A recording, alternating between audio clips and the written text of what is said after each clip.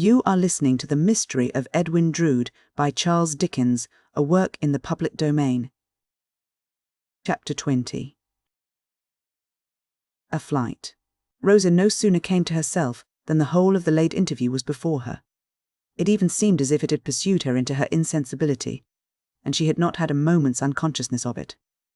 What to do, she was at a frightened loss to know. The only one clear thought in her mind was that she must fly from this terrible man. But where could she take refuge, and how could she go? She had never breathed her dread of him to anyone but Helena.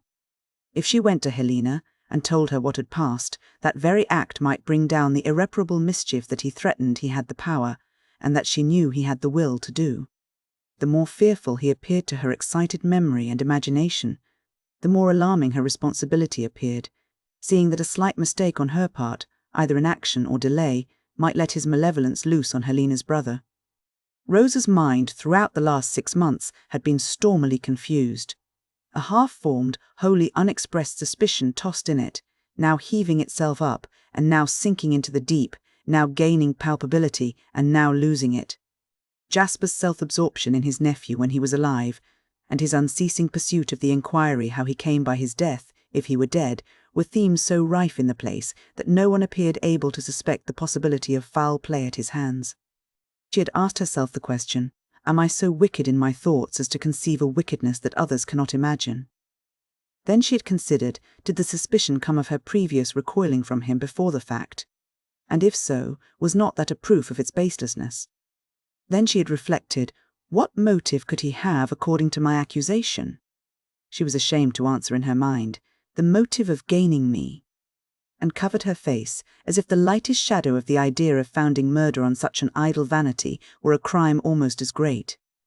She ran over in her mind again all that he had said by the sundial in the garden. He had persisted in treating the disappearance as murder, consistently with his whole public course since the finding of the watch and shirt-pin.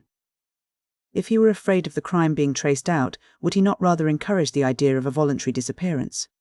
He had even declared that if the ties between him and his nephew had been less strong, he might have swept even him away from her side. Was that like his having really done so? He had spoken of laying his 6 months' labours in the cause of a just vengeance at her feet. Would he have done that, with that violence of passion, if they were a pretence? Would he have ranged them with his desolate heart and soul, his wasted life, his peace and his despair? The very first sacrifice that he represented himself as making for her was his fidelity to his dear boy after death. Surely these facts were strong against a fancy that scarcely dared to hint itself. And yet he was so terrible a man. In short, the poor girl, for what could she know of the criminal intellect which its own professed students perpetually misread because they persist in trying to reconcile it with the average intellect of average men instead of identifying it as a horrible wonder apart, could get by no road to any other conclusion than that he was a terrible man and must be fled from. She had been Helena's stay and comfort during the whole time.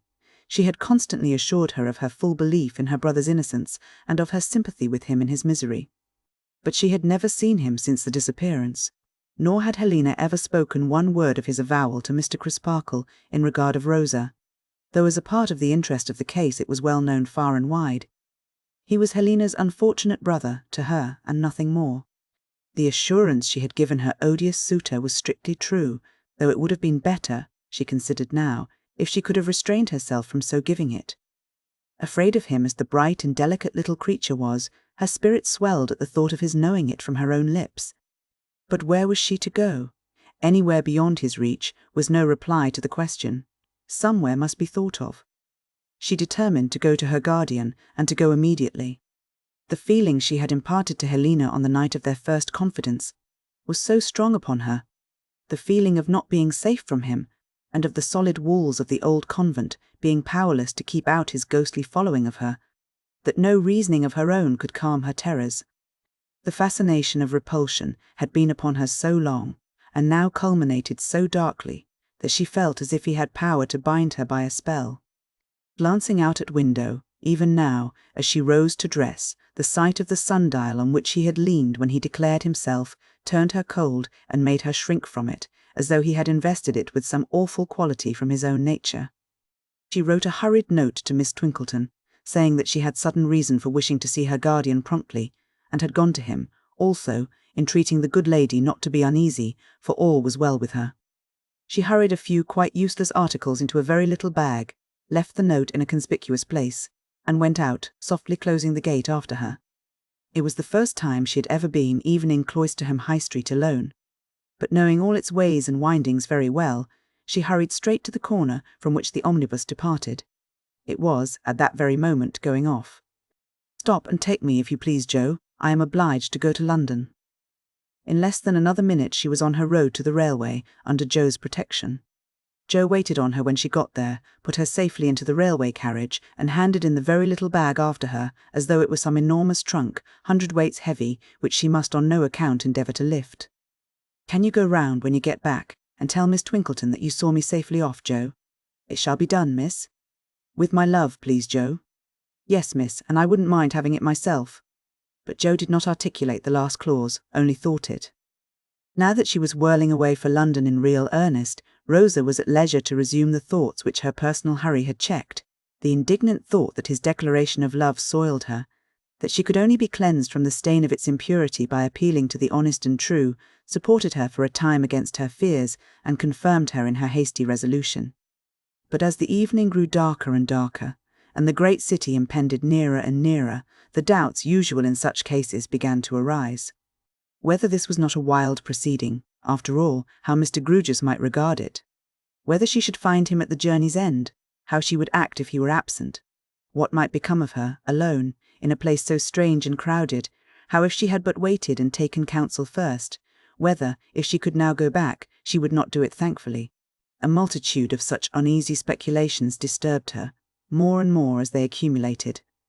At length the train came into London over the housetops, and down below lay the gritty streets with their yet unneeded lamps, aglow on a hot, light summer night.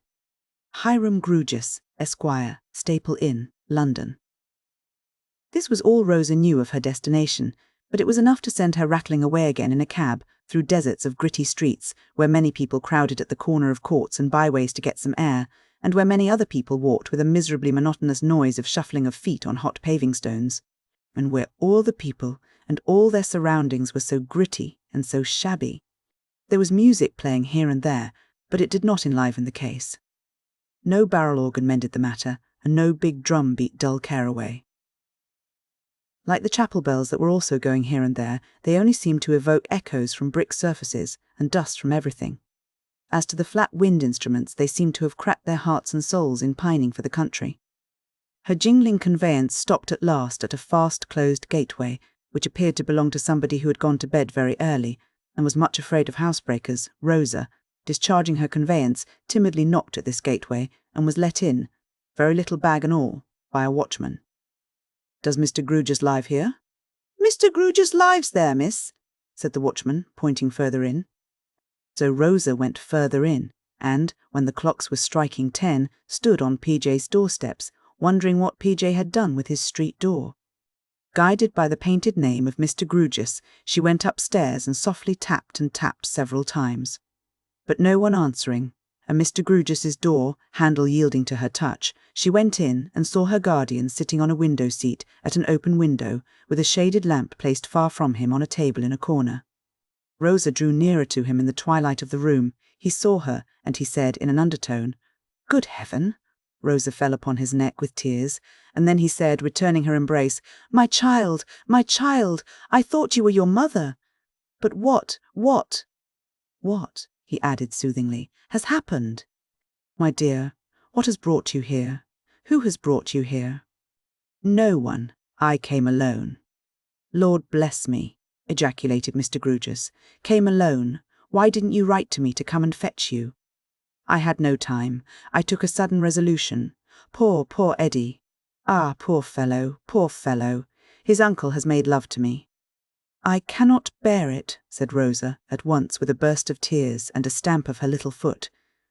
"I shudder with horror of him, and I have come to you to protect me and all of us from him, if you will." "I will," cried Mr. Grewgious, with a sudden rush of amazing energy. "Damn him, confound his politics, frustrate his knavish tricks, on thee his hopes to fix, damn him again." After this most extraordinary outburst, Mr. Grewgious, quite beside himself, plunged about the room, to all appearance undecided whether he was in a fit of loyal enthusiasm or combative denunciation. He stopped and said, wiping his face, "I beg your pardon, my dear, but you will be glad to know I feel better. Tell me no more just now, or I might do it again. You must be refreshed and cheered. What did you take last? Was it breakfast, lunch, dinner, tea, or supper? And what will you take next? Shall it be breakfast, lunch, dinner, tea, or supper?" The respectful tenderness with which, on one knee before her, he helped her to remove her hat and disentangle her pretty hair from it, was quite a chivalrous sight. Yet who, knowing him only on the surface, would have expected chivalry, and of the true sort too, not the spurious, from Mr. Grewgious? "Your rest too must be provided for," he went on, "and you shall have the prettiest chamber in Furnival's. Your toilet must be provided for, and you shall have everything that an unlimited head chambermaid, by which expression I mean a head chambermaid not limited as to outlay, can procure. Is that a bag?" He looked hard at it, sooth to say. It required hard looking at to be seen at all in a dimly lighted room. "And is it your property, my dear?" "Yes, sir, I brought it with me."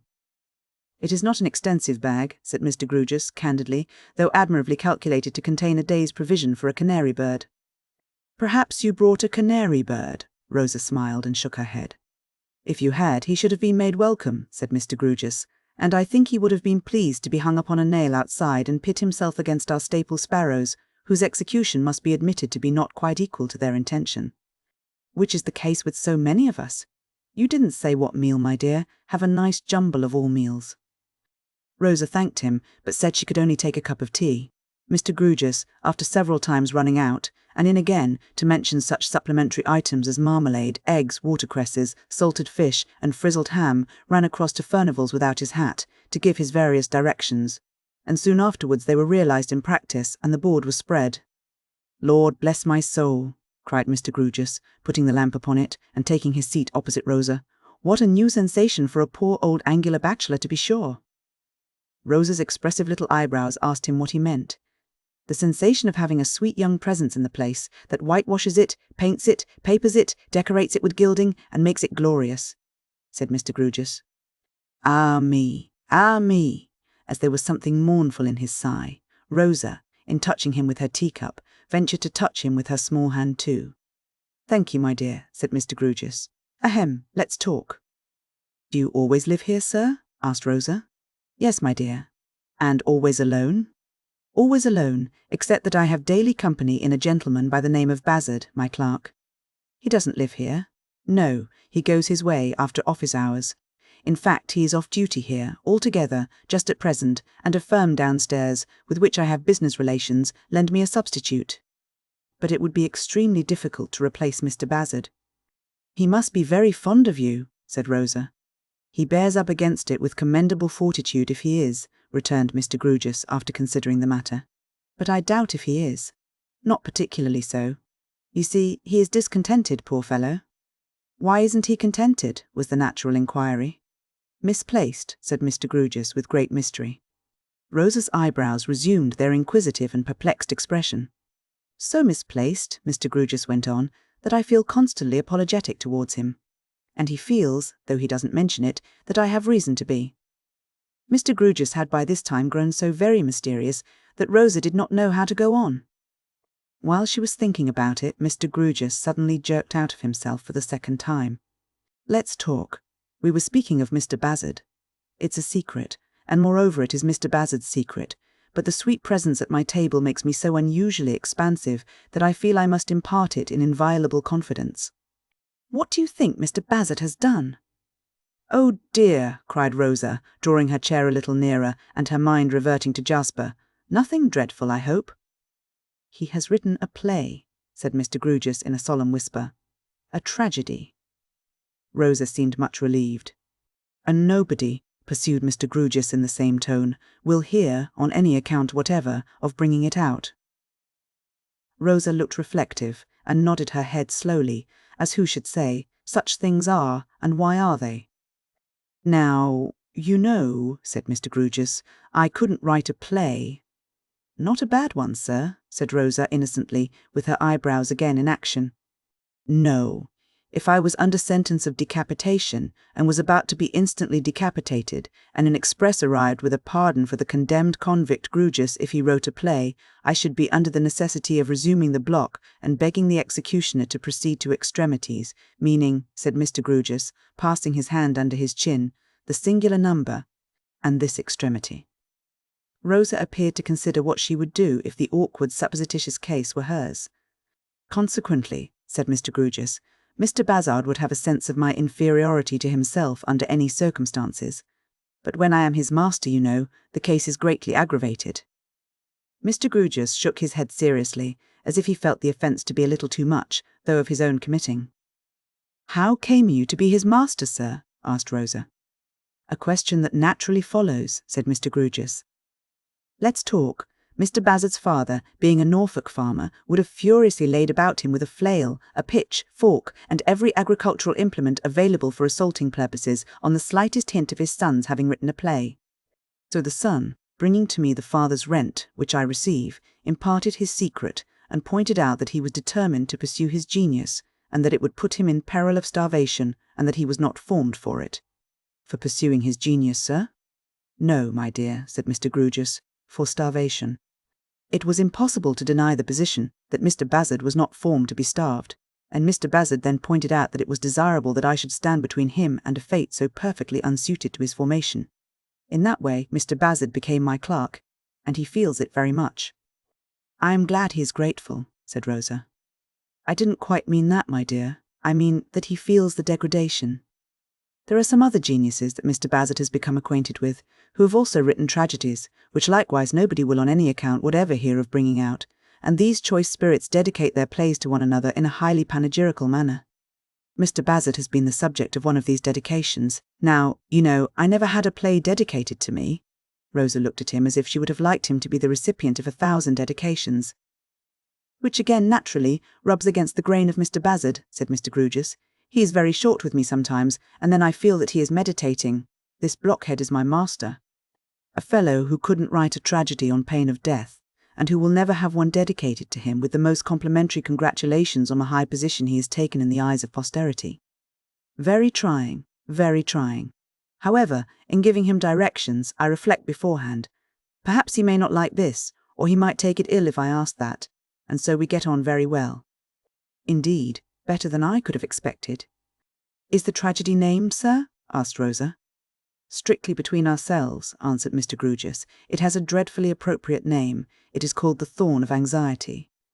But Mr. Bazzard hopes, and I hope, that it will come out at last. It was not hard to divine that Mr. Grewgious had related the Bazzard history thus fully, at least quite as much for the recreation of his ward's mind from the subject that had driven her there, as for the gratification of his own tendency to be social and communicative. And now, my dear, he said at this point, if you are not too tired to tell me more of what passed today, but only if you feel quite able, I should be glad to hear it. I may digest it the better if I sleep on it tonight. Rosa, composed now, gave him a faithful account of the interview. Mr. Grewgious often smoothed his head while it was in progress, and begged to be told a second time those parts which bore on Helena and Neville.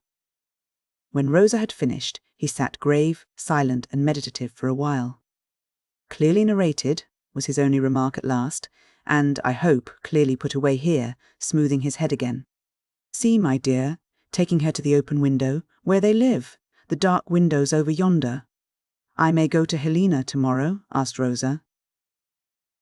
I should like to sleep on that question tonight, he answered doubtfully. But let me take you to your own rest, for you must need it.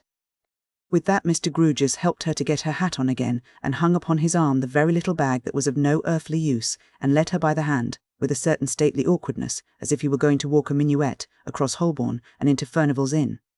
At the hotel door, he confided her to the unlimited head chambermaid, and said that while she went up to see her room he would remain below, in case she should wish it exchanged for another, or should find that there was anything she wanted.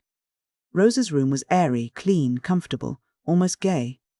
The Unlimited had laid in everything omitted from the very little bag, that is to say, everything she could possibly need, and Rosa tripped down the great many stairs again to thank her guardian for his thoughtful and affectionate care of her. Not at all, my dear, said Mr. Grewgious, infinitely gratified. It is I who thank you for your charming confidence and for your charming company. Your breakfast will be provided for you in a neat, compact, and graceful little sitting room, appropriate to your figure, and I will come to you at 10 o'clock in the morning. I hope you don't feel very strange indeed in this strange place. Oh no, I feel so safe. Yes, you may be sure that the stairs are fire-proof, said Mr. Grewgious, and that any outbreak of the devouring element would be perceived and suppressed by the watchman. I did not mean that, Rosa replied. I mean, I feel so safe from him. There is a stout gate of iron bars to keep him out, said Mr. Grewgious, smiling. And Furnival's is fire-proof, and specially watched and lighted, and I live over the way. In the stoutness of his knight-errantry, he seemed to think the last-named protection all sufficient. In the same spirit he said to the gate-porter as he went out, If someone staying in the hotel should wish to send across the road to me in the night, a crown will be ready for the messenger. In the same spirit he walked up and down outside the iron gate for the best part of an hour, with some solicitude, occasionally looking in between the bars, as if he had laid a dove in a high roost in the cage of lions, and had it on his mind that she might tumble out. Chapter 21. A recognition. Nothing occurred in the night to flutter the tired dove, and the dove arose refreshed. With Mr. Grewgious, when the clock struck 10 in the morning, came Mr. Crisparkle, who had come at one plunge out of the river at Cloisterham. Miss Twinkleton was so uneasy, Miss Rosa, he explained to her, and came round to Ma and me with your note, in such a state of wonder, that to quiet her, I volunteered on this service by the very first train to be caught in the morning. I wished at the time that you had come to me, but now I think it best that you did as you did, and came to your guardian. I did think of you, Rosa told him, but Minor Canon Corner was so near him. I understand. It was quite natural. I have told Mr. Crisparkle, said Mr. Grewgious, all that you told me last night, my dear. Of course I should have written it to him immediately, but his coming was most opportune, and it was particularly kind of him to come, for he had but just gone. Have you settled, asked Rosa, appealing to them both, what is to be done for Helena and her brother? Why really, said Mr. Crisparkle, I am in great perplexity. If even Mr. Grewgious, whose head is much longer than mine, and who is a whole night's cogitation in advance of me, is undecided, what must I be? The Unlimited here put her head in at the door, after having rapped, and been authorized to present herself, announcing that a gentleman wished for a word with another gentleman named Crisparkle, if any such gentleman were there. If no such gentleman were there, he begged pardon for being mistaken.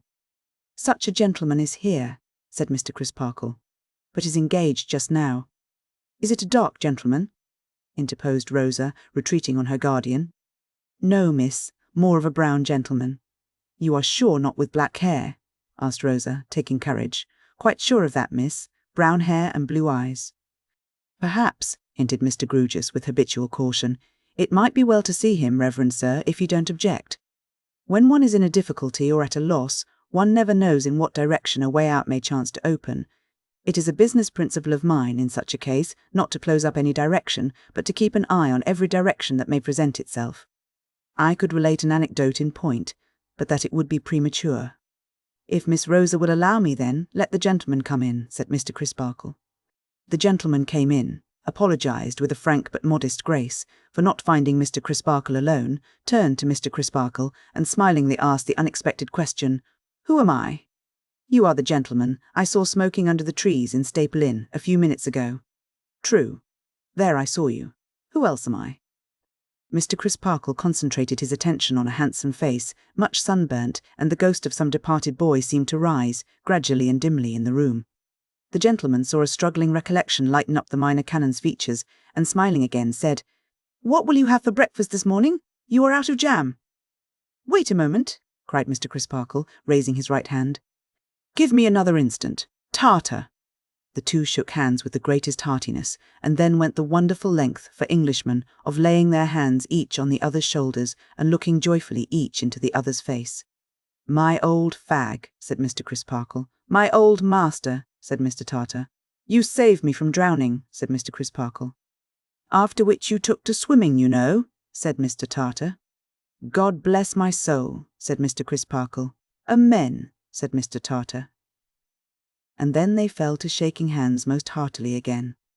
Imagine, exclaimed Mr. Crisparkle with glistening eyes. "Miss Rosa Budd and Mr. Grewgious. Imagine Mr. Tartar, when he was the smallest of juniors, diving for me, catching me, a big heavy senior, by the hair of the head, and striking out for the shore with me like a water giant. Imagine my not letting him sink, as I was his fag," said Mr. Tartar. "But the truth being that he was my best protector and friend, and did me more good than all the masters put together, an irrational impulse seized me to pick him up, or go down with him." "Permit me, sir, to have the honour," said Mr. Grewgious, advancing with extended hand. "For an honour I truly esteem it. I am proud to make your acquaintance. I hope you didn't take cold. I hope you were not inconvenienced by swallowing too much water. How have you been since?" It was by no means apparent that Mr. Grewgious knew what he said, though it was very apparent that he meant to say something highly friendly and appreciative. If heaven, Rosa thought, had but sent such courage and skill to her poor mother's aid. And he to have been so slight and young then. "I don't wish to be complimented upon it, I thank you, but I think I have an idea," Mr. Grewgious announced, after taking a jog-trot or two across the room, so unexpected and unaccountable that they all stared at him, doubtful whether he was choking or had the cramp. "I think I have an idea. I believe I have had the pleasure of seeing Mr. Tartar's name as tenant of the top set in the house, next the top set in the corner." "Yes, sir," returned Mr. Tartar, "you are right so far." "I am right so far," said Mr. Grewgious. "Tick that off," which he did, with his right thumb on his left. "Might you happen to know the name of your neighbour in the top set on the other side of the party wall?" Coming very close to Mr. Tartar, to lose nothing of his face, in his shortness of sight. "Landless? Tick that off," said Mr. Grewgious, taking another trot and then coming back. "No personal knowledge, I suppose, sir? Slight, but some." "Tick that off," said Mr. Grewgious, taking another trot and again coming back. "Nature of knowledge, Mr. Tartar.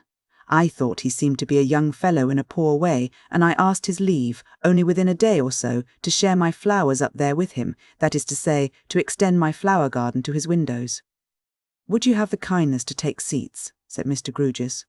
"I have an idea," they complied, Mr. Tartar, none the less readily, for being all abroad, and Mr. Grewgious, seated in the centre, with his hands upon his knees, thus stated his idea, with his usual manner of having got the statement by heart. "I cannot as yet make up my mind whether it is prudent to hold open communication under present circumstances, and on the part of the fair member of the present company, with Mr. Neville or Miss Helena. I have reason to know that a local friend of ours, on whom I beg to bestow a passing but a hearty malediction, with the kind permission of my reverend friend, sneaks to and fro, and dodges up and down. When not doing so himself, he may have some informant skulking about, in the person of a watchman, porter, or such, like hanger-on of Staple. On the other hand, Miss Rosa very naturally wishes to see her friend Miss Helena, and it would seem important that at least Miss Helena, if not her brother too, through her, should privately know from Miss Rosa's lips what has occurred, and what has been threatened. Am I agreed with generally in the views I take?" "I entirely coincide with them," said Mr. Crisparkle, who had been very attentive. "As I have no doubt I should," added Mr. Tartar, smiling, "if I understood them." "Fair and softly, sir," said Mr. Grewgious. "We shall fully confide in you directly if you will favour us with your permission. Now, if our local friend should have any informant on the spot, it is tolerably clear that such informant can only be set to watch the chambers in the occupation of Mr. Neville. He reporting to our local friend, who comes and goes there, our local friend would supply for himself, from his own previous knowledge, the identity of the parties. Nobody can be set to watch all Staple, or to concern himself with comers and goers to other sets of chambers, unless, indeed, mine." "I begin to understand to what you tend," said Mr. Crisparkle, "and highly approve of your caution." "I needn't repeat that I know nothing yet of the why and wherefore," said Mr. Tartar, "but I also understand to what you tend. So let me say at once that my chambers are freely at your disposal." "There!" cried Mr. Grewgious, smoothing his head triumphantly. "Now we have all got the idea." "You have it, my dear." "I think I have," said Rosa, blushing a little as Mr. Tartar looked quickly towards her. "You see, you go over to Staple with Mr. Crisparkle and Mr. Tartar," said Mr. Grewgious. "I going in and out and in alone, in my usual way. You go up with those gentlemen to Mr. Tartar's rooms. You look into Mr. Tartar's flower garden. You wait for Miss Helena's appearance there, or you signify to Miss Helena that you are close by, and you communicate with her freely. And no spy can be the wiser. I am very much afraid I shall be what, my dear?" asked Mr. Grewgious, as she hesitated. Not frightened? No, not that, said Rosa shyly, in Mr. Tartar's way. We seem to be appropriating Mr. Tartar's residence so very coolly. I protest to you, returned that gentleman, that I shall think the better of it for evermore, if your voice sounds in it only once. Rosa, not quite knowing what to say about that, cast down her eyes, and turning to Mr. Grewgious, dutifully asked if she should put her hat on. Mr. Grewgious being of opinion that she could not do better, she withdrew for the purpose.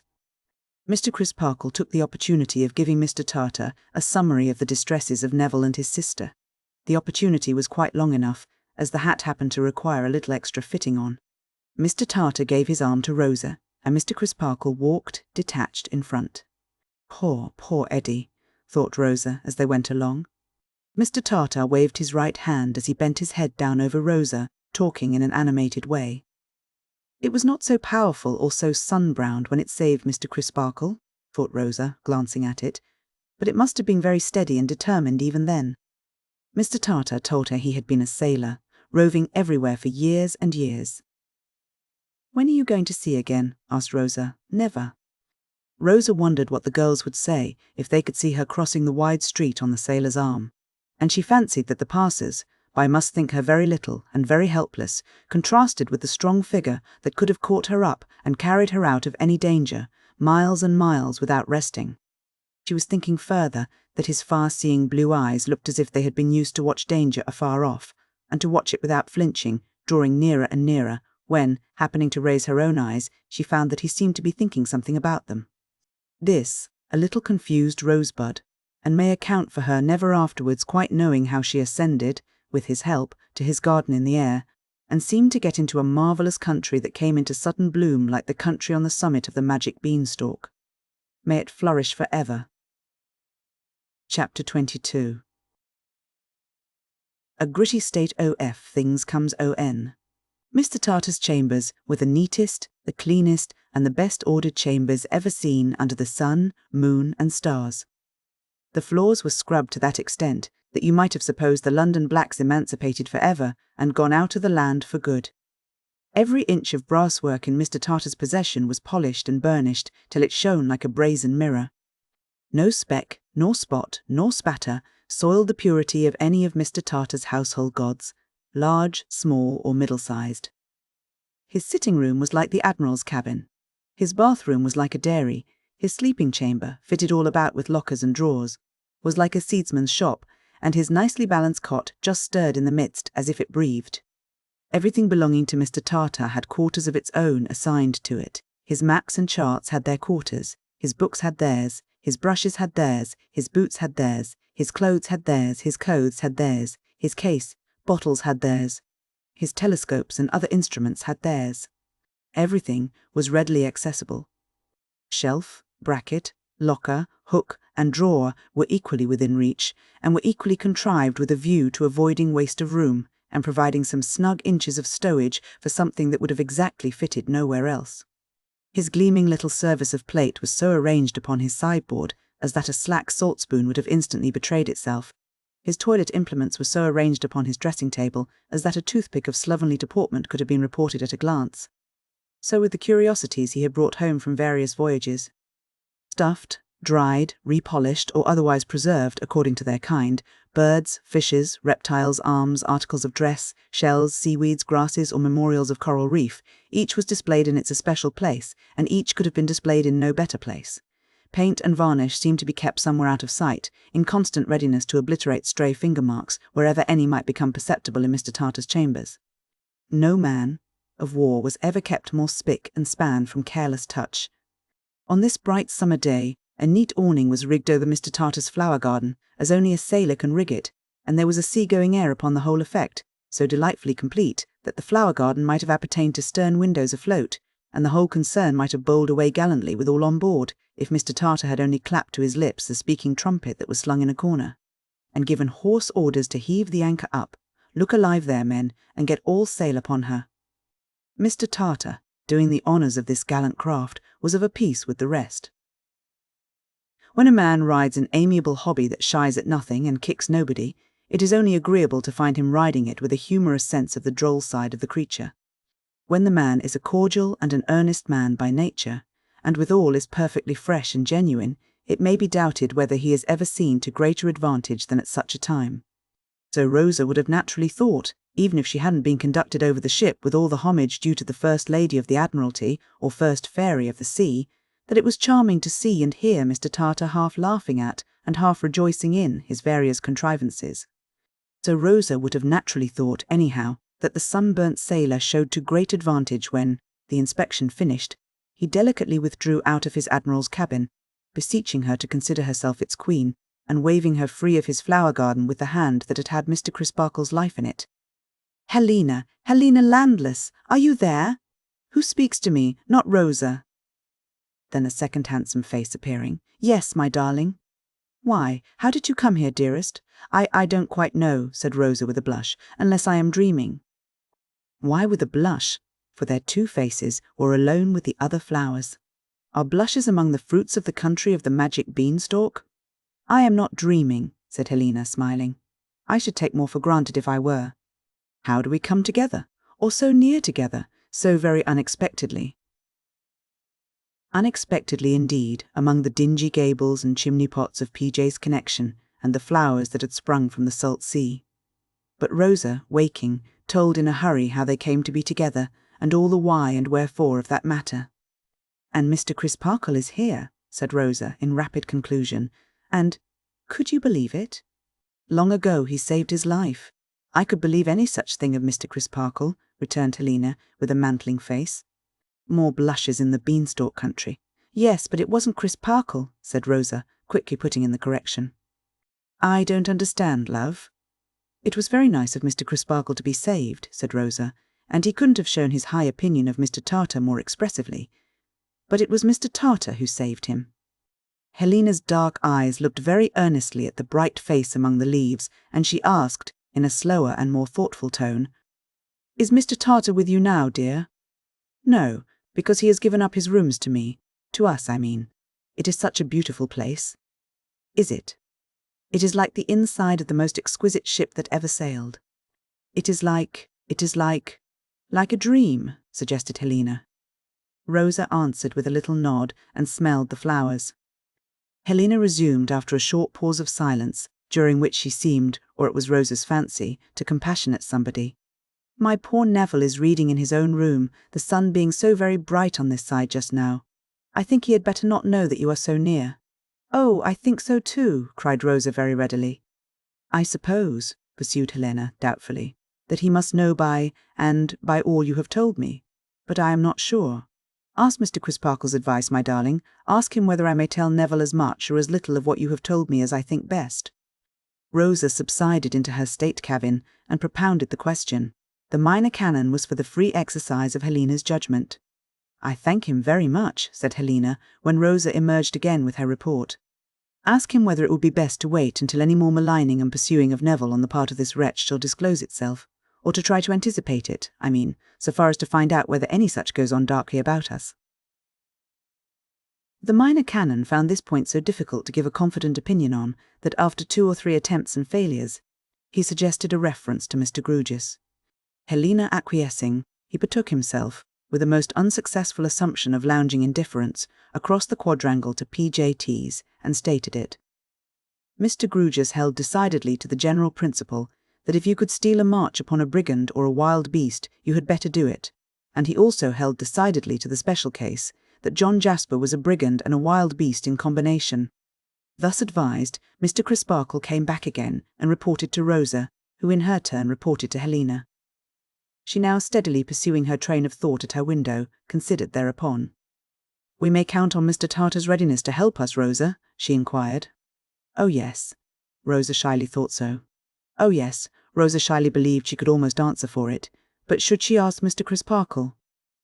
"I think your authority on the point as good as his, my dear," said Helena sedately, "and you needn't disappear again for that." Odd of Helena. "You see, Neville," Helena pursued after more reflection, "knows no one else here. He has not so much as exchanged a word with anyone else here. If Mr. Tartar would call to see him openly and often, if he would spare a minute for the purpose, frequently, if he would even do so, almost daily, something might come of it." "Something might come of it, dear," repeated Rosa, surveying her friend's beauty with a highly perplexed face. Something might. If Neville's movements are really watched, and if the purpose really is to isolate him from all friends and acquaintance and wear his daily life out grain by grain, which would seem to be the threat to you, does it not appear likely, said Helena, that his enemy would in some way communicate with Mr. Tartar to warn him off from Neville?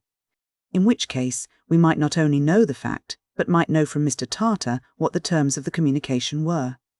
I see, cried Rosa, and immediately darted into her state cabin again.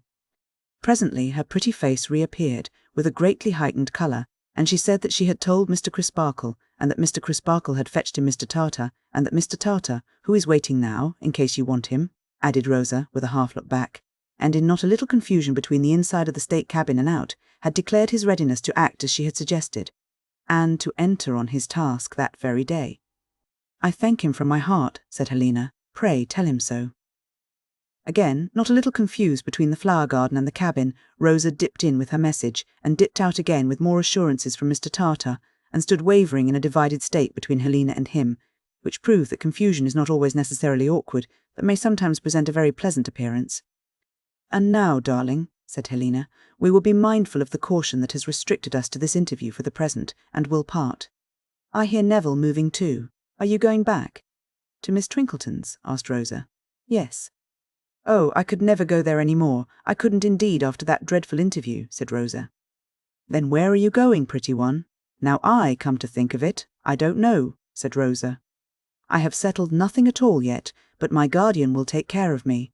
Don't be uneasy, dear. I shall be sure to be somewhere. It did seem likely. And I shall hear of my rosebud from Mr. Tartar, inquired Helena. Yes, I suppose so, from... Rosa looked back again in a flutter, instead of supplying the name. But tell me one thing before we part, dearest Helena. Tell me. That you are sure I couldn't help it. Help it, love. Help making him malicious and revengeful. I couldn't hold any terms with him, could I? You know how I love you, darling, answered Helena, with indignation, but I would sooner see you dead at his wicked feet. That's a great comfort to me. And you will tell your poor brother so, won't you? And you will give him my remembrance and my sympathy. And you will ask him not to hate me, with a mournful shake of the head, as if that would be quite a superfluous entreaty.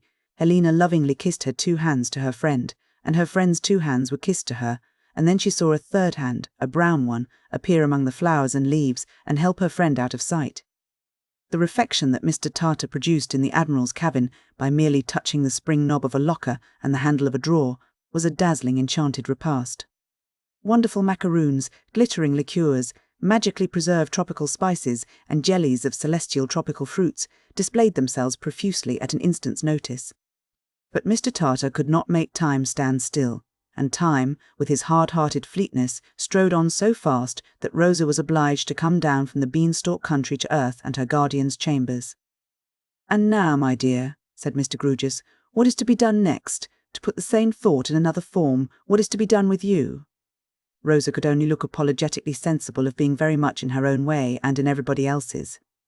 Some passing idea of living, fireproof, up a good many stairs in Furnival's Inn for the rest of her life, was the only thing in the nature of a plan that occurred to her. It has come into my thoughts, said Mr. Grewgious, that as the respected lady, Miss Twinkleton, occasionally repairs to London in the recess, with the view of extending her connection and being available for interviews with metropolitan parents, if any, whether, until we have time in which to turn ourselves round, we might invite Miss Twinkleton to come and stay with you for a month. Stay where, sir? Whether, explained Mr. Grewgious, we might take a furnished lodging in town for a month, and invite Miss Twinkleton to assume the charge of you in it for that period. And afterwards? Hinted Rosa. And afterwards, said Mr. Grewgious, we should be no worse off than we are now. I think that might smooth the way, assented Rosa. Then let us, said Mr. Grewgious, rising, go and look for a furnished lodging. Nothing could be more acceptable to me than the sweet presence of last evening, for all the remaining evenings of my existence, but these are not fit surroundings for a young lady. Let us set out in quest of adventures and look for a furnished lodging. In the meantime, Mr. Crisparkle here, about to return home immediately, will no doubt kindly see Miss Twinkleton and invite that lady to cooperate in our plan. Mr. Crisparkle, willingly accepting the commission, took his departure. Mr. Grewgious and his ward set forth on their expedition. as Mr. Grugus's idea of looking at a furnished lodging was to get on the opposite side of the street to a house with a suitable bill in the window and stare at it, and then work his way tortuously to the back of the house and stare at that, and then not go in, but make similar trials of another house, with the same result, their progress was but slow. At length he bethought himself of a widowed cousin, divers times removed, of Mr. Bazzard's, who had once solicited his influence in the lodger world, and who lived in Southampton Street, Bloomsbury Square. This lady's name, stated in uncompromising capitals of considerable size on a brass doorplate, and yet not lucidly as to sex or condition, was Billiken. Personal faintness and an overpowering personal candour were the distinguishing features of Mrs. Billiken's organisation. She came languishing out of her own exclusive back parlour, with the air of having been expressly brought to for the purpose from an accumulation of several swoons.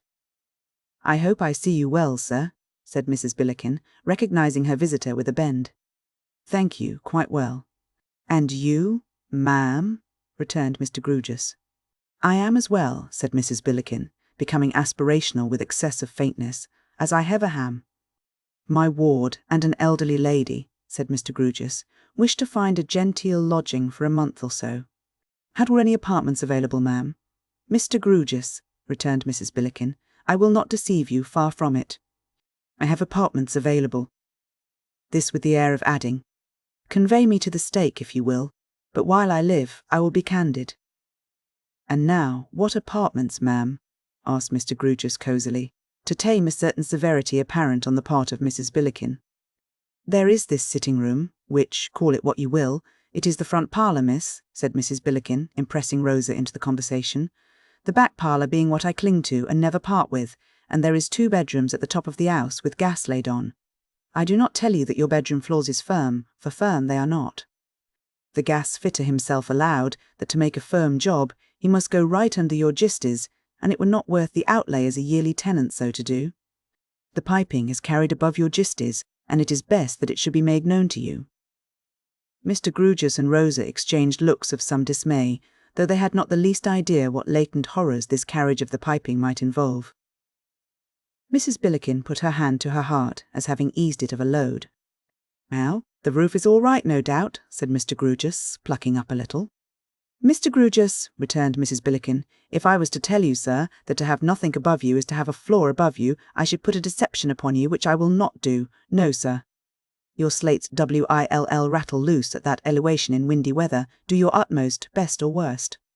I defy you, sir, be you what you may, to keep your slates tight, try how you can." Here Mrs. Billiken, having been warm with Mr. Grugus, cooled a little, not to abuse the moral power she held over him. "Consequent," proceeded Mrs. Billiken more mildly, but still firmly in her incorruptible candour, "consequent, it would be worse than of no use for me to traps and travel up to the top of the house with you, and for you to say, 'Mrs. Billiken, what stain do I notice in the ceiling? For a stain I do consider it,' and for me to answer, 'I do not understand you, sir.' No, sir, I will not be so underhand. I will not be so underhand. I do understand you before you pint it out.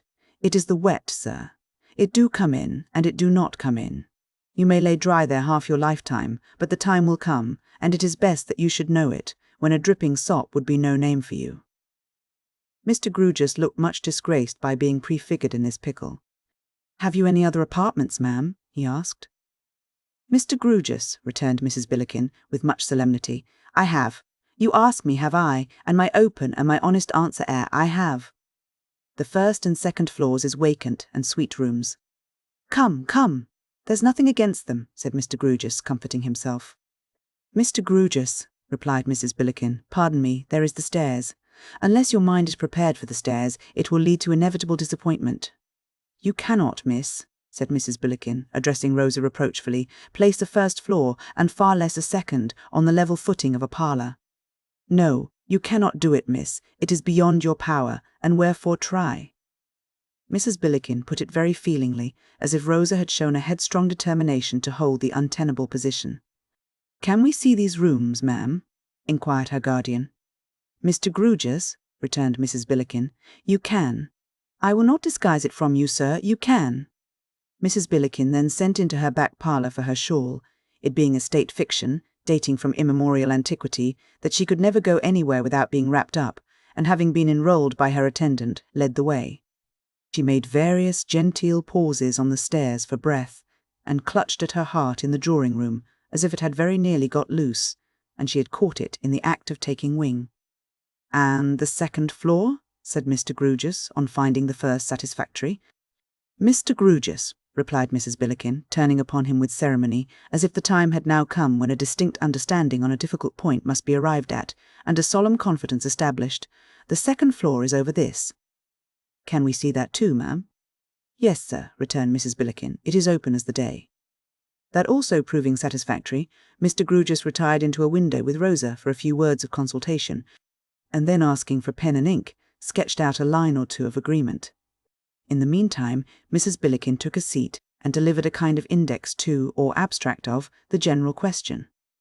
45 shillings per week by the month certain at the time of year, said Mrs. Billikin, is only reasonable to both parties. It is not Bond Street nor yet St. James's Palace, but it is not pretended that it is. Neither is it attempted to be denied, for why should it? That the arching leads to a muse. Muses must exist. Respecting attendance, 2 is kept at liberal wages. Words has arisen as to tradesmen, but dirty shoes on fresh hearth, stoning was attributable, and no wish for a commission on your orders. Coals is either by the fire or per the scuttle. She emphasized the prepositions as marking a subtle but immense difference. Dogs is not viewed with favour. Besides litter, they get stole, and sharing suspicions is apt to creep in, and unpleasantness takes place. By this time Mr. Grewgious had his agreement lines and his earnest money ready. "I have signed it for the ladies, ma'am," he said, "and you'll have the goodness to sign it for yourself, Christian and surname there, if you please." "Mr. Grewgious," said Mrs. Billikin in a new burst of candour. "No, sir."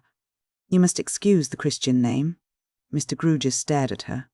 "The door-plate is used as a protection," said Mrs. Billikin, "and acts as such, and go from it I will not." Mr. Grewgious stared at Rosa. "No, Mr. Grewgious, you must excuse me.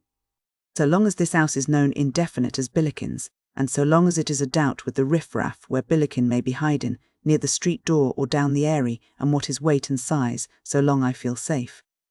But commit myself to a solitary female statement, no, miss." "Nor would you for a moment wish," said Mrs. Billikin, with a strong sense of injury, "to take that advantage of your sex if you were not brought to it by inconsiderate example." Rosa, reddening, as if she had made some most disgraceful attempt to overreach the good lady, besought Mr. Grewgious to rest content with any signature. And accordingly, in a baronial way, the sign manual Billikin got appended to the document. Details were then settled for taking possession on the next day, but one, when Miss Twinkleton might be reasonably expected, and Rosa went back to Furnival's Inn on her guardian's arm. Behold Mr. Tartar walking up and down Furnival's Inn, checking himself when he saw them coming, and advancing towards them. "It occurred to me," hinted Mr. Tartar, "that we might go up the river, the weather being so delicious and the tide serving. I have a boat of my own at the Temple Stairs." "I have not been up the river for this many a day," said Mr. Grewgious, tempted. "I was never up the river," added Rosa. Within half an hour they were setting this matter right by going up the river. The tide was running with them. The afternoon was charming. Mr. Tartar's boat was perfect. Mr. Tartar and Lobley, Mr. Tartar's man, pulled a pair of oars. Mr. Tartar had a yacht, it seemed, lying somewhere down by Greenhithe, and Mr. Tartar's man had charge of this yacht and was detached upon his present service. He was a jolly favoured man, with tawny hair and whiskers, and a big red face. He was the dead image of the sun in old woodcuts, his hair and whiskers answering for rays all around him. Resplendent in the bow of the boat, he was a shining sight, with a man of war's man's shirt on, or off according to opinion, and his arms and breast tattooed all sorts of patterns. Lobley seemed to take it easily, and so did Mr. Tartar. Yet their oars bent as they pulled, and the boat bounded under them. Mr. Tartar talked as if he were doing nothing, to Rosa, who was really doing nothing, and to Mr. Grewgious, who was doing this much that he steered all wrong, but what did that matter when a turn of Mr. Tartar's skilful wrist, or a mere grin of Mr. Lobley's over the bow, put all to rights? The tide bore them on in the gayest and most sparkling manner, until they stopped to dine in some everlastingly green garden, needing no matter of fact identification here, and then the tide obligingly turned. being devoted to that party alone for that day, and as they floated idly among some osier beds, Rosa tried what she could do in the rowing way, and came off splendidly, being much assisted, and Mr. Grewgious tried what he could do, and came off on his back, doubled up with an oar under his chin, being not assisted at all. Then there was an interval of rest under bows, such rest. What time Mr. Care, allobly mopped and arranging cushions, stretchers, and the like, danced the tight rope the whole length of the boat like a man to whom shoes were a superstition and stockings slavery, and then came the sweet return among delicious odours of limes in bloom, and musical ripplings, and all too soon the great black city cast its shadow on the waters, and its dark bridges spanned them as death spans life, and the everlastingly green garden seemed to be left for everlasting, unregainable, and far away. Cannot people get through life without gritty stages, I wonder? Rosa thought next day, when the town was very gritty again, and everything had a strange and an uncomfortable appearance of seeming to wait for something that wouldn't come. N.O. She began to think that, now the Cloisterham school days had glided past and gone, the gritty stages would begin to set in at intervals and make themselves wearily known. Yet what did Rosa expect? Did she expect Miss Twinkleton? Miss Twinkleton duly came.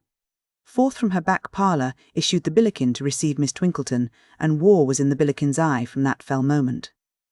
Miss Twinkleton brought a quantity of luggage with her, having all Rosa's as well as her own. The Billiken took it ill that Miss Twinkleton's mind, being sorely disturbed by this luggage, failed to take in her personal identity with that clearness of perception which was due to its demands. Stateliness mounted her gloomy throne upon the Billiken's brow in consequence, and when Miss Twinkleton, in agitation taking stock of her trunks and packages, of which she had 17, particularly counted in the Billiken herself as number 11, the B, found it necessary to repudiate. "Things cannot too soon be put upon the footing," said she, with a candour so demonstrative as to be almost obtrusive, "that the person of the 'ouse is not a box, nor yet a bundle, nor a carpet-bag. No, I am highly obliged to you, Miss Twinkleton, nor yet a beggar."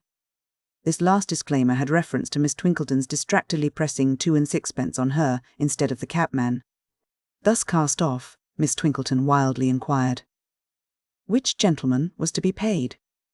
There being 2 gentlemen in that position, Miss Twinkleton having arrived with 2 cabs, each gentleman on being paid held forth his 2 and 6pence on the flat of his open hand, and, with a speechless stare and a dropped jaw, displayed his wrong to heaven and earth. Terrified by this alarming spectacle, Miss Twinkleton placed another shilling in each hand, at the same time appealing to the law in flurried accents, and recounting her luggage this time with the 2 gentlemen in, who caused the total to come out complicated.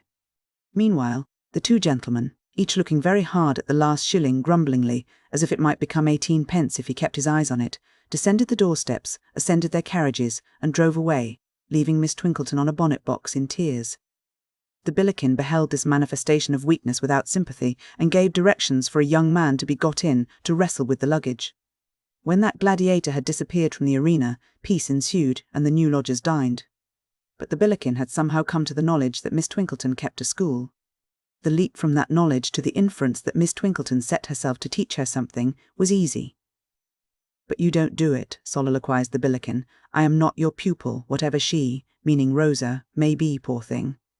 Miss Twinkleton, on the other hand, having changed her dress and recovered her spirits, was animated by a bland desire to improve the occasion in all ways, and to be as serene a model as possible.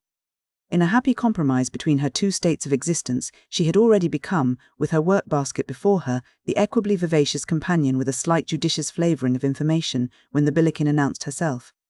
"I will not hide from you, ladies," said the B, enveloped in the shawl of state, "for it is not my character to hide neither my motives nor my actions, that I take the liberty to look in upon you, to express a hope that your dinner was to your liking. Oh, not professed, but plain. Still her wages should be a sufficient object to her to stimulate to soar above mere roast and biled." "We dined very well indeed," said Rosa, "thank you." "Accustomed," said Miss Twinkleton with a gracious air, which to the jealous ears of the Billiken seemed to add "my good woman," accustomed to a liberal and nutritious, yet plain and salutary diet. "We have found no reason to bemoan our absence from the ancient city, and the methodical household in which the quiet routine of our lot has been hitherto cast." "I did think it well to mention to my cook," observed the Billiken with a gush of candour, "which I hope you will agree with, Miss Twinkleton, was a right precaution, that the young lady being used to what we should consider here but poor diet, had better be brought forward by degrees. For a rush from scanty feeding to generous feeding, and from what you may call messing to what you may call method, do require a power of constitution which is not often found in youth, particularly when undermined by boarding school. It will be seen that the Billiken now openly pitted herself against Miss Twinkleton, as one whom she had fully ascertained to be her natural enemy. "Your remarks," returned Miss Twinkleton, from a remote moral eminence, "are well meant, I have no doubt, but you will permit me to observe that they develop a mistaken view of the subject, which can only be imputed to your extreme want of accurate information." "My information," retorted the Billiken, throwing in an extra syllable for the sake of emphasis at once polite and powerful. "My information, Miss Twinkleton, were my own experience, which I believe is usually considered to be good guidance. But whether so or not, I was put in youth to a very genteel boarding school, the mistress being no less a lady than yourself, of about your own age, or it may be some years younger, and a poorness of blood flowed from the table which has run through my life." "Very likely," said Miss Twinkleton, still from her distant eminence, "and very much to be deplored. Rosa, my dear, how are you getting on with your work?" "Miss Twinkleton," resumed the Billiken in a courtly manner, "before retiring on the int, as a lady should, I wish to ask of yourself, as a lady, whether I am to consider that my words is doubted." "I am not aware on what ground you cherish such a supposition," began Miss Twinkleton, when the Billiken neatly stopped her. "Do not, if you please, put suppositions betwixt my lips where none such have been imparted by myself. Your flow of words is great, Miss Twinkleton, and no doubt is expected from you by your pupils, and no doubt is considered worth the money. No doubt, I am sure. But not paying for flows of words, and not asking to be favoured with them here, I wish to repeat my question." "If you refer to the poverty of your circulation," began Miss Twinkleton, when again the Billiken neatly stopped her, "I have used no such expressions." "If you refer, then, to the poorness of your blood, brought upon me," stipulated the Billiken expressly, "at a boarding school, then," resumed Miss Twinkleton, "all I can say is that I am bound to believe, on your asseveration, that it is very poor indeed. I cannot forbear adding that if that unfortunate circumstance influences your conversation, it is much to be lamented, and it is eminently desirable that your blood were richer. Rosa, my dear, how are you getting on with your work?" "Before retiring, miss," proclaimed the Billiken to Rosa, loftily cancelling Miss Twinkleton, "I should wish it to be understood between yourself and me that my transactions in future is with you alone. I know no elderly lady here, miss, none older than yourself." "A highly desirable arrangement, Rosa, my dear," observed Miss Twinkleton. "It is not, miss," said the Billiken, with a sarcastic smile, "that I possess the mill I have heard of, in which old single ladies could be ground up young. What a gift it would be to some of us, but that I limit myself to you totally." "When I have any desire to communicate a request to the person of the house, Rosa, my dear," observed Miss Twinkleton with majestic cheerfulness, "I will make it known to you, and you will kindly undertake, I am sure, that it is conveyed to the proper quarter." "Good evening, miss," said the Billiken, at once affectionately and distantly. "Being alone in my eyes, I wish you good evening with best wishes, and do not find myself drove, I am truly happy to say, into expressing my contempt for an individual, unfortunately for yourself, belonging to you." The Billiken gracefully withdrew with this parting speech, and from that time Rosa occupied the restless position of shuttlecock between these two battledores. Nothing could be done without a smart match being played out. Thus, on the daily arising question of dinner, Miss Twinkleton would say, the three being present together, "Perhaps, my love, you will consult with the person of the house, whether she can procure us a lamb's fry, or, failing that, a roast fowl." On which the Billiken would retort, Rosa not having spoken a word, "If you was better accustomed to butcher's meat, miss, you would not entertain the idea of a lamb's fry. Firstly, because lambs has long been sheep, and secondly, because there is such things as killing days, and there is not. As to roast fowls, miss, why you must be quite surfeited with roast fowls, letting alone your buying, when you market for yourself, the agedest of poultry with the scaliest of legs, quite as if you was accustomed to picking 'em out for cheapness. Try a little inwention, miss. Use yourself to housekeeping a bit. Come now, think of something else." To this encouragement, offered with the indulgent toleration of a wise and liberal expert, Miss Twinkleton would rejoin, reddening, "Or, my dear, you might propose to the person of the house a duck." "Well, miss," the Billiken would exclaim, still no word being spoken by Rosa, You do surprise me when you speak of ducks. Not to mention that they're getting out of season and very dear. It really strikes to my heart to see you have a duck, for the breast, which is the only delicate cuts in a duck, always goes in a direction which I cannot imagine where, and your own plate comes down so miserably skin and bony. Try again, miss. Think more of yourself, and less of others. A dish of sweetbreads now, or a bit of mutton. Something at which you can get your equal chance. Occasionally, the game would wax very brisk indeed, and would be kept up with a smartness rendering such an encounter as this quite tame. But the Billiken almost invariably made by far the higher score, and would come in with side hits of the most unexpected and extraordinary description when she seemed without a chance.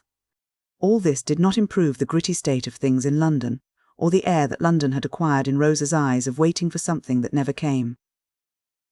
Tired of working, and conversing with Miss Twinkleton, she suggested working and reading, to which Miss Twinkleton readily assented, as an admirable reader of tried powers. But Rosa soon made the discovery that Miss Twinkleton didn't read fairly. She cut the love scenes, interpolated passages in praise of female celibacy, and was guilty of other glaring pious frauds. As an instance in point, take the glowing passage, "Ever dearest and best adored," said Edward, clasping the dear head to his breast, and drawing the silken hair through his caressing fingers, from which he suffered it to fall like golden rain. "Ever dearest and best adored, let us fly from the unsympathetic world, and the sterile coldness of the stony-hearted, to the rich warm paradise of trust and love." Miss Twinkleton's fraudulent version tamely ran thus: "Ever engaged to me with the consent of our parents on both sides, and the approbation of the silver-haired rector of the district," said Edward, respectfully raising to his lips the taper fingers so skilful in embroidery, tambour, crochet, and other truly feminine arts.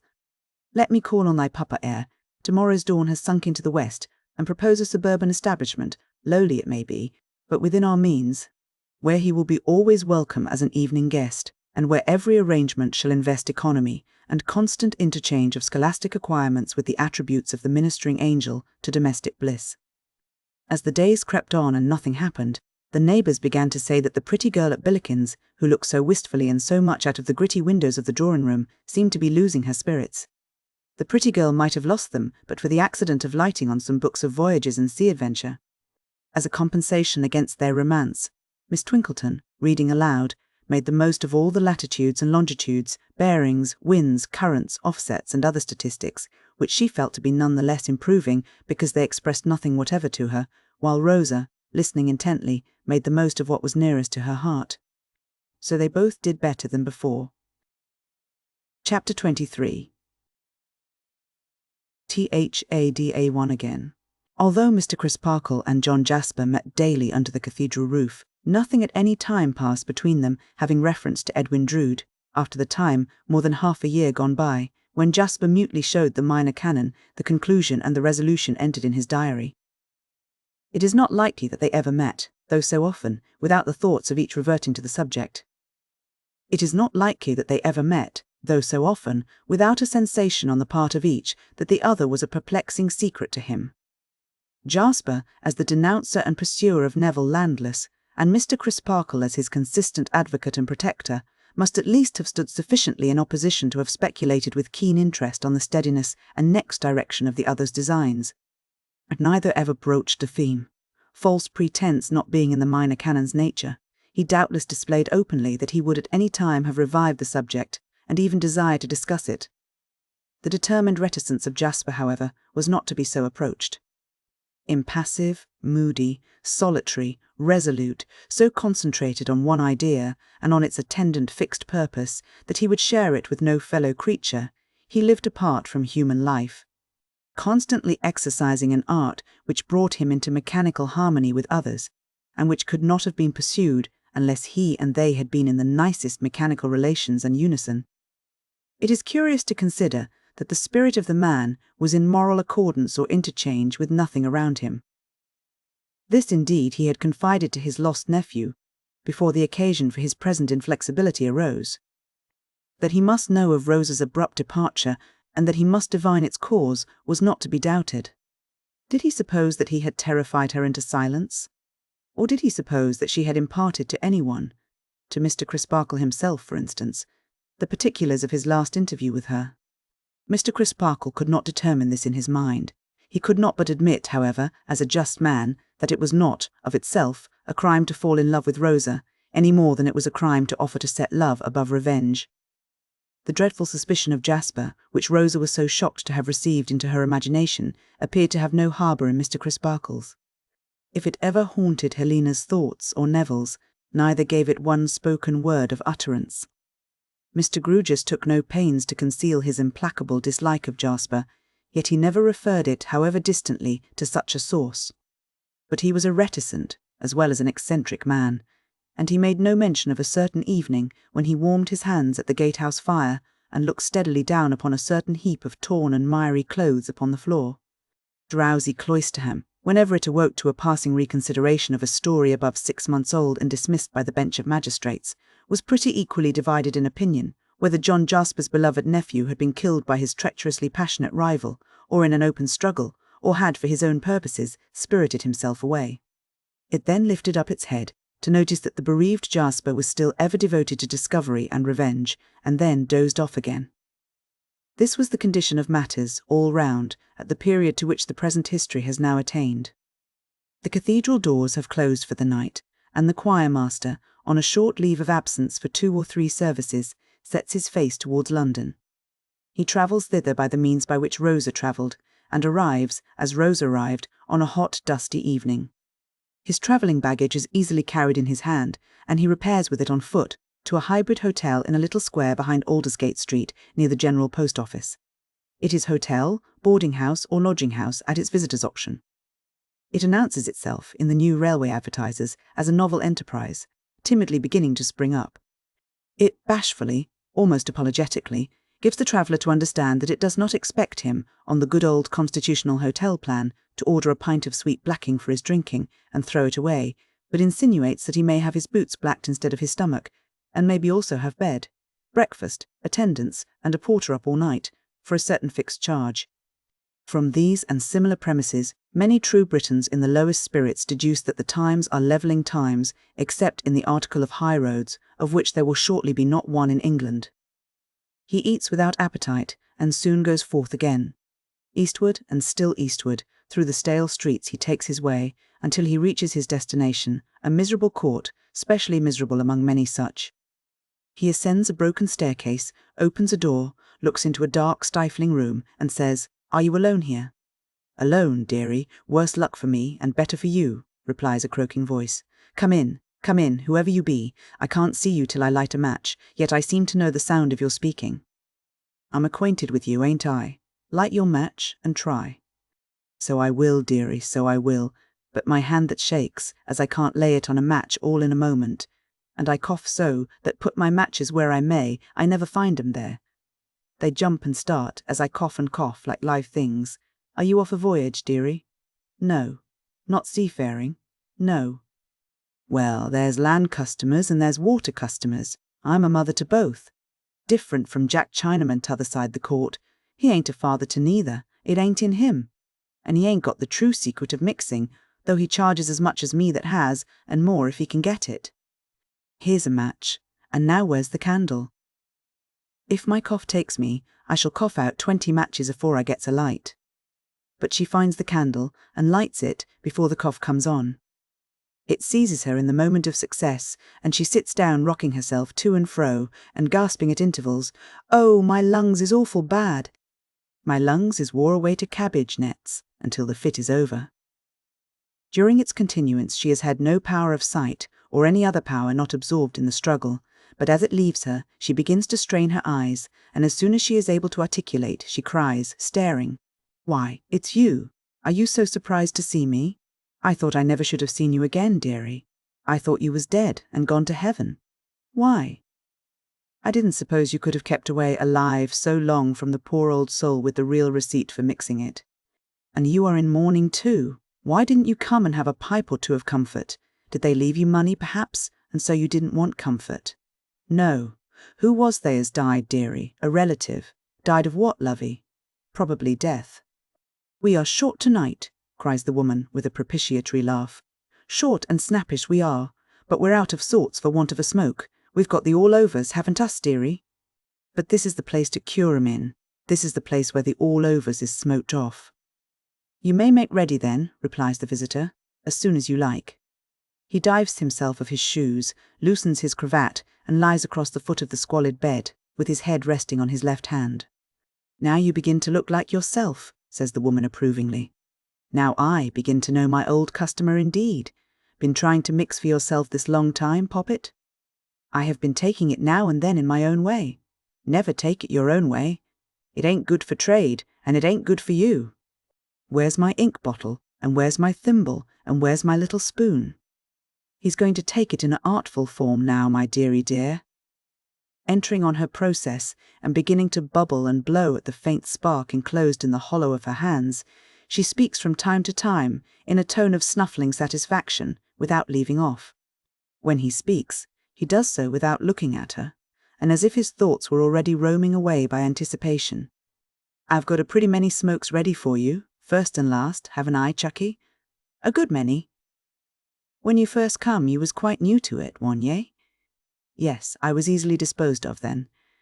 But you got on in the world and was able by and by to take your pipe with the best of 'em, warn't ye? Ah, and the worst. It's just ready for you. What a sweet singer you was when you first come, used to drop your head and sing yourself off like a bird. It's ready for you now, dearie. He takes it from her with great care and puts the mouthpiece to his lips. She seats herself beside him, ready to refill the pipe. After inhaling a few whiffs in silence, he doubtingly accosts her with, "Is it as potent as it used to be? What do you speak of, dearie?" "What should I speak of but what I have in my mouth? It's just the same, always the identical same. It doesn't taste so, and it's slower. You've got more used to it, you see. That may be the cause, certainly. Look here." He stops, becomes dreamy, and seems to forget that he has invited her attention. She bends over him and speaks in his ear. "I'm attending to you. Says you just now, look here. Says I now, I'm attending to ye. We was talking just before of your being used to it. I know all that. I was only thinking, look here. Suppose you had something in your mind, something you were going to do." "Yes, dearie, something I was going to do, but had not quite determined to do." "Yes, dearie. Might or might not do, you understand. Yes." With the point of a needle, she stirs the contents of the bowl. "Should you do it in your fancy, when you were lying here doing this?" She nods her head. "Over and over again. Just like me. I did it over and over again. I have done it hundreds of thousands of times in this room. It's to be hoped it was pleasant to do, dearie. It was pleasant to do." He says this with a savage air and a spring or start at her. Quite unmoved, she retouches and replenishes the contents of the bowl with her little spatula. Seeing her intent upon the occupation, he sinks into his former attitude. It was a journey, a difficult and dangerous journey. That was the subject in my mind. A hazardous and perilous journey, over abysses where a slip would be destruction. Look down, you see what lies at the bottom there? He has darted forward to say it, and to point at the ground, as though at some imaginary object far beneath. The woman looks at him, as his spasmodic face approaches close to hers, and not at his pointing. She seems to know what the influence of her perfect quietude would be. If so, she has not miscalculated it, for he subsides again. "Well, I have told you. I did it here hundreds of thousands of times. What do I say? I did it millions and billions of times. I did it so often, and through such vast expanses of time, that when it was really done, it seemed not worth the doing. It was done so soon." "That's the journey you have been away upon," she quietly remarks. He glares at her as he smokes, and then, his eyes becoming filmy, answers, "That's the journey." Silence ensues. His eyes are sometimes closed and sometimes open. The woman sits beside him, very attentive to the pipe, which is all the while at his lips. "I'll warrant," she observes, when he has been looking fixedly at her for some consecutive moments, with a singular appearance in his eyes of seeming to see her a long way off, instead of so near him, "I'll warrant you made the journey in a many ways, when you made it so often." "No. Always in one way. Always in the same way. A. In the way in which it was really made at last. A. And always took the same pleasure in harping on it. A." For the time he appears unequal to any other reply than this lazy monosyllabic assent. Probably to assure herself that it is not the assent of a mere automaton, she reverses the form of her next sentence. Did you never get tired of it, dearie, and try to call up something else for a change? He struggles into a sitting posture and retorts upon her. What do you mean? What did I want? What did I come for? She gently lays him back again, and before returning him the instrument he has dropped, revives the fire in it with her own breath, then says to him coaxingly, Sure, yes. Now I go along with you. You was too quick for me. I see now, you come o' purpose to take the journey. Why, I might have known it, through its standing by you so. He answers first with a laugh, and then with a passionate setting of his teeth. Yes, I came on purpose. When I could not bear my life, I came to get the relief, and I got it. It was-one. It was-one.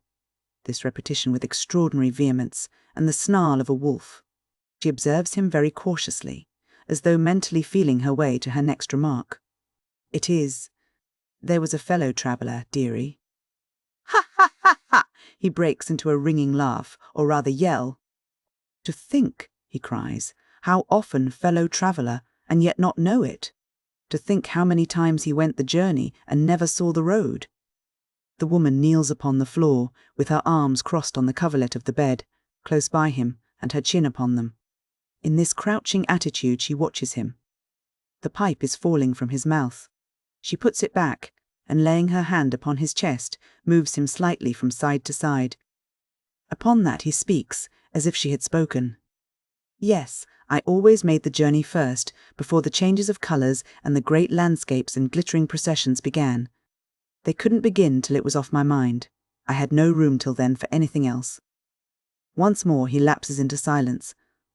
Once more she lays her hand upon his chest and moves him slightly to and fro, as a cat might stimulate a half-slain mouse. Once more he speaks, as if she had spoken. What? I told you so. When it comes to be real at last, it is so short that it seems unreal for the first time. Hark! Yes, dearie, I'm listening. Time and place are both at hand. He is on his feet, speaking in a whisper and as if in the dark. Time, place, and fellow traveller, she suggests, adopting his tone and holding him softly by the arm. How could the time be at hand unless the fellow traveller was? Hush, the journey's made, it's over. So soon? That's what I said to you. So soon. Wait a little. This is a vision. I shall sleep it off. It has been too short and easy. I must have a better vision than this. This is the poorest of all. No struggle, no consciousness of peril, no entreaty. And yet I never saw that before. With a start. Saw what, dearie? Look at it. And look what a poor, mean, miserable thing it is. That must be real. It's over. He has accompanied this incoherence with some wild, unmeaning gestures, but they trail off into the progressive inaction of stupor, and he lies a log upon the bed. The woman, however, is still inquisitive. With a repetition of her cat-like action, she slightly stirs his body again, and listens, stirs again, and listens, whispers to it, and listens. Finding it past all rousing for the time, she slowly gets upon her feet, with an air of disappointment, and flicks the face with the back of her hand in turning from it. But she goes no further away from it than the chair upon the hearth. She sits in it, with an elbow on one of its arms, and her chin upon her hand, intent upon him. I heard ye say once, she croaks under her breath, I heard ye say once when I was lying where you're lying, and you were making your speculations upon me, unintelligible. I heard you say so of two more than me. But don't ye be too sure always, don't be ye too sure, beauty. Unwinking, cat-like and intent, she presently adds, not so potent as it once was. Ah, perhaps not at first. You may be more right there. Practice makes perfect. I may have learned the secret how to make ye talk, dearie. He talks no more, whether or no. Twitching in an ugly way from time to time, both as to his face and limbs, he lies heavy and silent. A wretched candle burns down. The woman takes its expiring end between her fingers, lights another at it, crams the guttering frying morsel deep into the candlestick, and rams it home with the new candle, as if she were loading some ill-savoured and unseemly weapon of witchcraft. The new candle in its turn burns down, and still he lies insensible. At length what remains of the last candle is blown out, and daylight looks into the room. It does not look very long, when he sits up, chilled and shaking, slowly recovers consciousness of where he is, and makes himself ready to depart. The woman receives what he pays her with a grateful, bless ye, dearie, and seems, tired out, to begin making herself ready for sleep as he leaves the room. But seeming may be false or true. It is false in this case, for, the moment the stairs have ceased to creak under his tread, she glides after him, muttering emphatically, "I'll not miss ye twice." There is no egress from the court but by its entrance. With a weird peep from the doorway, she watches for his looking back. He does not look back before disappearing, with a wavering step. She follows him, peeps from the court, sees him still faltering on without looking back, and holds him in view. He repairs to the back of Aldersgate Street, where a door immediately opens to his knocking. She crouches in another doorway, watching that one, and easily comprehending that he puts up temporarily at that house. Her patience is unexhausted by hours. For sustenance she can, and does, buy bread within 100 yards, and milk as it is carried past her. He comes forth again at noon, having changed his dress, but carrying nothing in his hand, and having nothing carried for him. He is not going back into the country, therefore, just yet. She follows him a little way, hesitates, instantaneously turns confidently, and goes straight into the house he has quitted. Is the gentleman from Cloisterham indoors? Just gone out? Unlucky. When doth the gentleman return to Cloisterham? At 6 this evening. Bless ye and thank ye. May the Lord prosper a business where a civil question, even from a poor soul, is so civilly answered. I'll not miss ye twice, repeats the poor soul in the street, and not so civilly. I lost ye last, where that omnibus you got into, nigh your journey's end, plied betwixt the station and the place. I wasn't so much as certain that you even went right on to the place. Now I know ye did. My gentleman from Cloisterham, I'll be there before ye, and bide your coming. I've swore my oath that I'll not miss ye twice. Accordingly, that same evening, the poor soul stands in Cloisterham High Street, looking at the many quaint gables of the nun's house, and getting through the time, as she best can, until 9 o'clock, at which hour she has reason to suppose that the arriving omnibus passengers may have some interest for her. The friendly darkness, at that hour, renders it easy for her to ascertain whether this be so or not, and it is so, for the passenger not to be missed twice arrives among the rest. Now let me see what becomes of you. Go on. An observation addressed to the air, and yet it might be addressed to the passenger, so compliantly does he go on along the High Street until he comes to an arched gateway, at which he unexpectedly vanishes.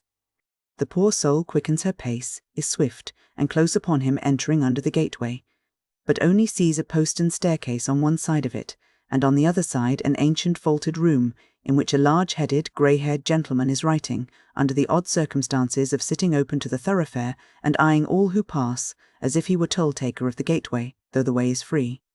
"Halloa!" he cries in a low voice, seeing her brought to a stand. "Still, who are you looking for?" "There was a gentleman passed in here this minute, sir." "Of course there was. What do you want with him?" "Where do he live, dearie?" "Live, up that staircase." "Bless ye, whisper. What's his name, dearie?" "Surname Jasper, Christian name John." "Mr. John Jasper. Has he a calling, good gentleman? Calling, yes," sings in the choir. In the spire, choir. What's that? Mr. Datchery rises from his papers and comes to his doorstep. "Do you know what a cathedral is?" he asks jocosely. The woman nods. "What is it?" She looks puzzled, casting about in her mind to find a definition, when it occurs to her that it is easier to point out the substantial object itself, massive against the dark blue sky and the early stars. "That's the answer. Go in there at 7 tomorrow morning, and you may see Mr. John Jasper, and hear him too." "Thank ye, thank ye, thank ye." The burst of triumph in which she thanks him does not escape the notice of the single buffer of an easy temper, living idly on his means. He glances at her, clasps his hands behind him, as the wont of such buffers is, and lounges along the echoing precincts at her side. "Or," he suggests with a backward hitch of his head, "you can go up at once to Mr. Jasper's rooms there." The woman eyes him with a cunning smile and shakes her head. "Oh, you don't want to speak to him?" She repeats her dumb reply and forms with her lips a soundless "no." "You could admire him at a distance 3 times a day, whenever you like." "It's a long way to come for that, though." The woman looks up quickly. If Mr. Datchery thinks she is to be so induced to declare where she comes from, he is of a much easier temper than she is. But she acquits him of such an artful thought, as he lounges along, like the chartered boor of the city, with his uncovered grey hair blowing about, and his purposeless hands rattling the loose money in the pockets of his trousers. The chink of the money has an attraction for her greedy ears. "Wouldn't you help me to pay for my traveller's lodging, dear gentleman, and to pay my way along?" I am a poor soul, I am indeed, and troubled with a grievous cough. You know the traveller's lodging, I perceive, and are making directly for it, is Mr. Datchery's bland comment, still rattling his loose money. Been here often, my good woman? Once in all my life. Eh? They have arrived at the entrance to the monk's vineyard. An appropriate remembrance, presenting an exemplary model for imitation, is revived in the woman's mind by the sight of the place. She stops at the gate and says energetically, "By this token, though you mayn't believe it, that a young gentleman gave me 3 and 6pence as I was coughing my breath away on this very grass. I asked him for 3 and 6pence, and he gave it me." "Wasn't it a little cool to name your sum?" hints Mr. Datchery, still rattling. "Isn't it customary to leave the amount open? Mightn't it have had the appearance, to the young gentleman, only the appearance, that he was rather dictated to?" "Looky here, dearie," she replies, in a confidential and persuasive tone. "I wanted the money to lay it out on a medicine as does me good, and as I deal in. I told the young gentleman so, and he gave it me, and I laid it out honest to the last brass farden. I want to lay out the same sum in the same way now, and if you'll give it me, I'll lay it out honest to the last brass farden again, upon my soul. What's the medicine? I'll be honest with you beforehand as well as after. It's opium." Mr. Datchery, with a sudden change of countenance, gives her a sudden look.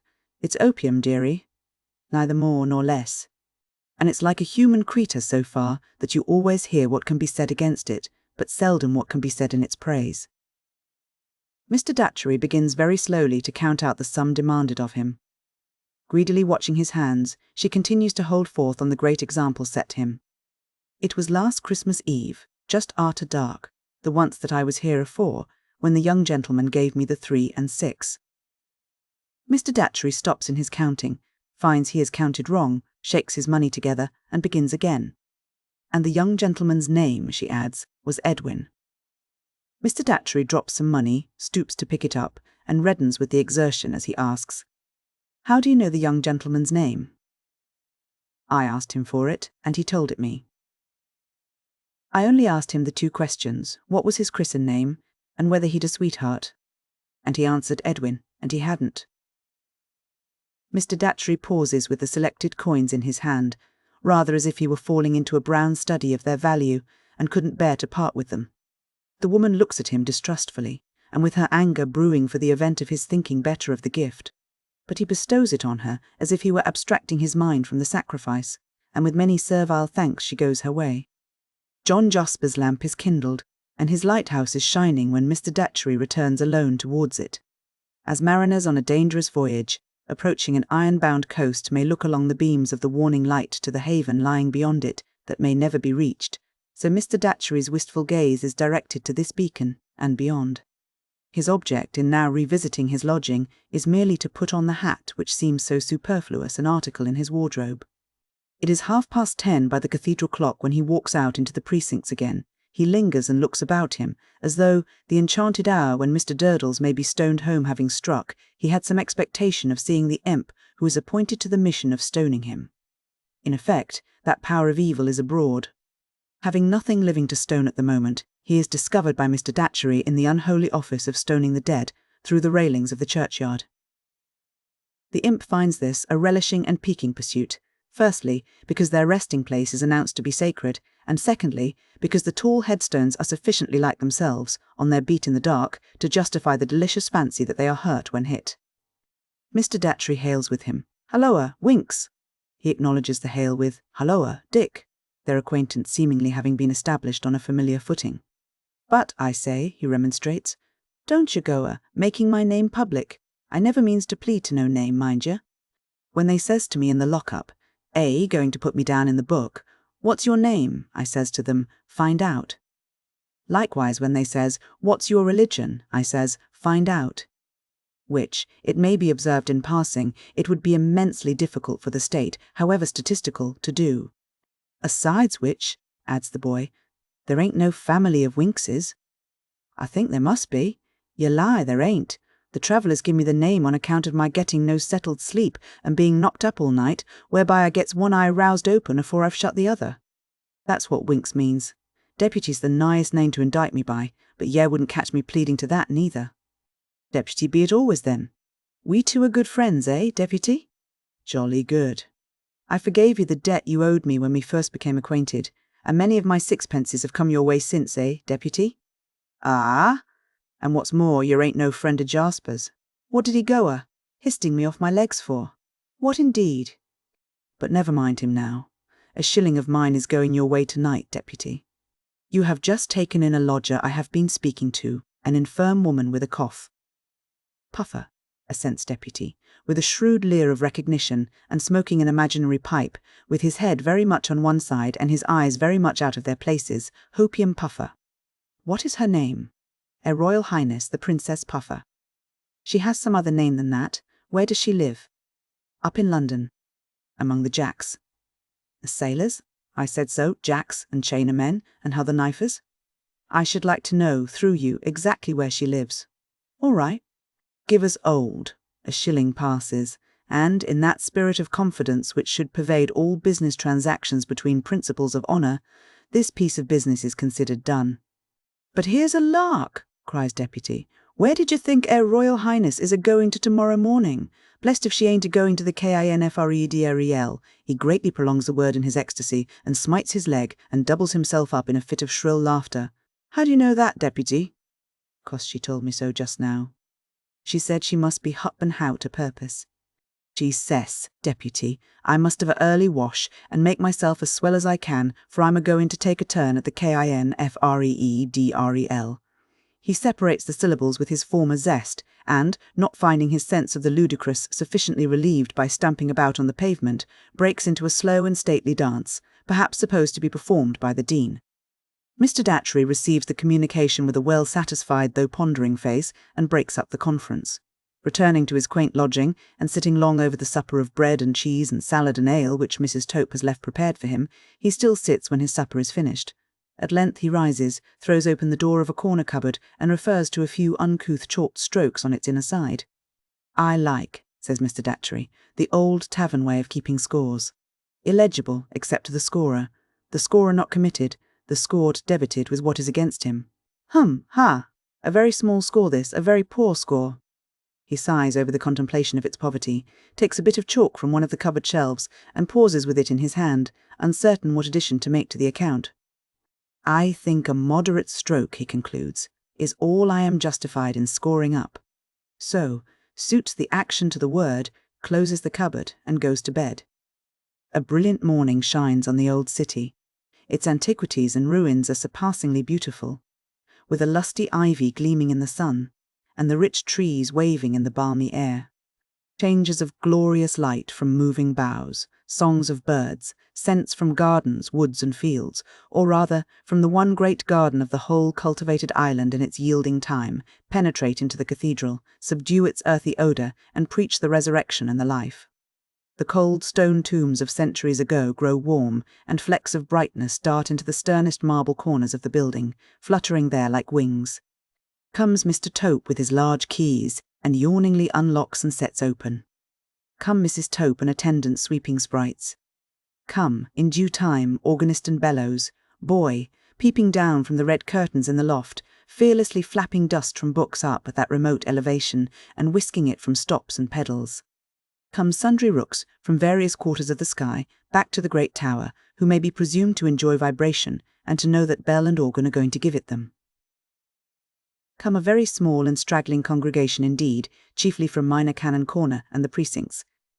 Come Mr. Crisparkle, fresh and bright, and his ministering brethren, not quite so fresh and bright. Come the choir in a hurry, always in a hurry, and struggling into their nightgowns at the last moment, like children shirking bed, and comes John Jasper leading their line. Last of all comes Mr. Datchery into a stall, one of a choice empty collection very much at his service, and glancing about him for Her Royal Highness the Princess Puffer.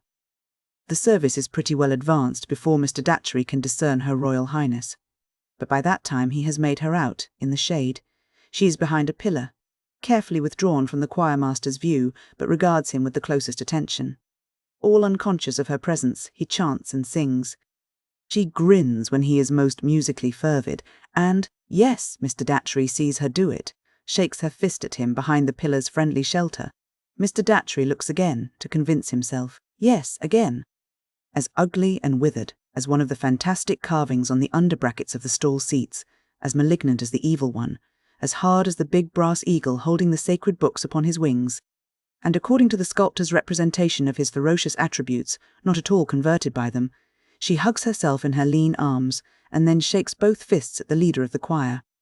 And at that moment, outside the grated door of the choir, having eluded the vigilance of Mr. Tope by shifty resources in which he is an adept, Deputy peeps, sharp-eyed, through the bars, and stares astounded from the threatener to the threatened. The service comes to an end, and the servitors disperse to breakfast. Mr. Datchery accosts his last new acquaintance outside, when the choir, as much in a hurry to get their bedgowns off, as they were but now to get them on, have scuffled away. "Well, mistress, good morning. You have seen him?" "I've seen him, dearie, I've seen him. And you know him?" "Know him. Better far than all the reverend parsons put together know him." Mrs. Tope's care has spread a very neat, clean breakfast ready for her lodger. Before sitting down to it, he opens his corner cupboard door, takes his bit of chalk from its shelf, adds one thick line to the score, extending from the top of the cupboard door to the bottom, and then falls to with an appetite.